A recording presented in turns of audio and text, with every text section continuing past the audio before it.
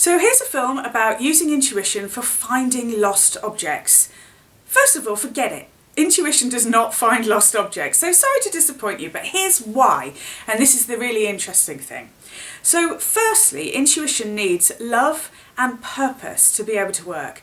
Now, you may love the object that you've lost, and there may be a real purpose in being able to find it, but really, if it's in a completely abstract place, you're not going to be able to tune into it. So, the way in which you can find lost objects using your intuition is if you already know where they are. Now, that might seem completely strange, but what I'm talking about there is when you put something down and you cannot remember where it is that you put it. That's when you can use your intuition, because firstly, when you lose something, there's like that cold panic that comes up. I've lost my thing, where's my phone, where's my keys? Oh no, I've got to find it, and I've got to find it in this time. Or if it's something valuable, like a ring, and you're like, oh, I'm going to die if I don't find this, it's so important. It was my grandmother's wedding ring, it was blah, blah, blah, blah, so something really important. So the first thing that happens is you go into the wrong part of the brain. You go into the part of the brain that is responsible for the 4 F's: fear, flight, fight and food. And this is why when we're stressed out we overeat.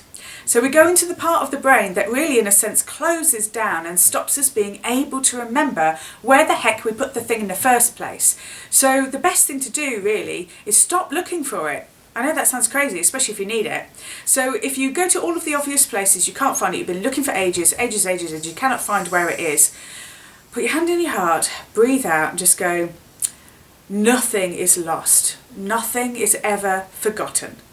So if nothing's forgotten, nothing is ever forgotten, you know where it is. And all you have to do is allow your intuition to emerge and the picture to come into your mind, and you're going to walk over and go and pick it up.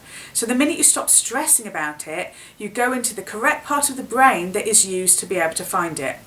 Now, however, if it's something that is kind of like you were in the car, did you lose it in the car? Did you lose it indoors? Did you lose it at work? Did you lose it on the journey between the car, the door, the work?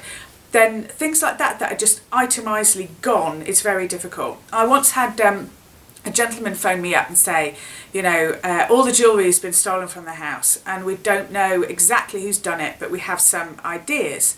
I was able to describe the person that I felt had done it, and they said, yeah, you know, we know who that is.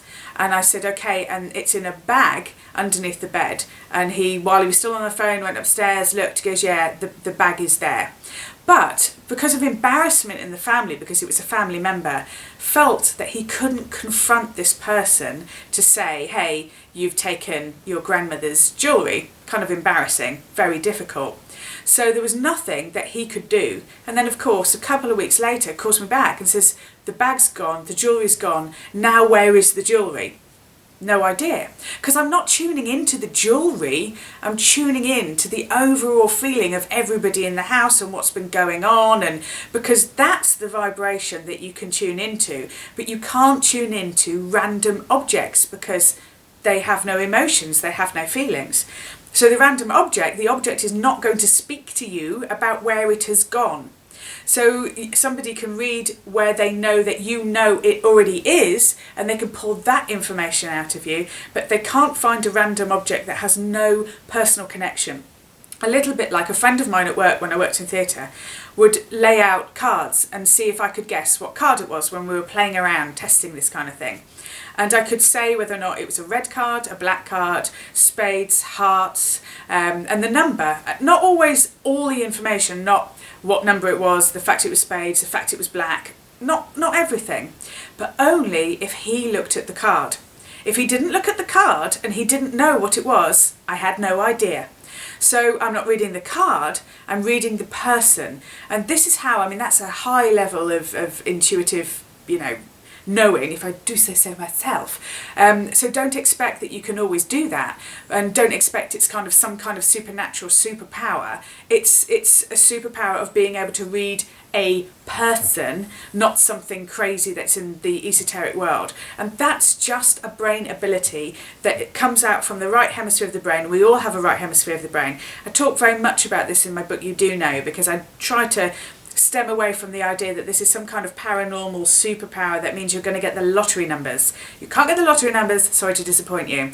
You can't find lost objects unless you actually know where they are. And that's how intuition works. So thanks ever so much for listening, and let's hope that you haven't lost something very valuable, and that's why you're watching this and going, now, I don't know where it is. And good luck, and I hope you find what you're missing in a multitude of ways. Take care.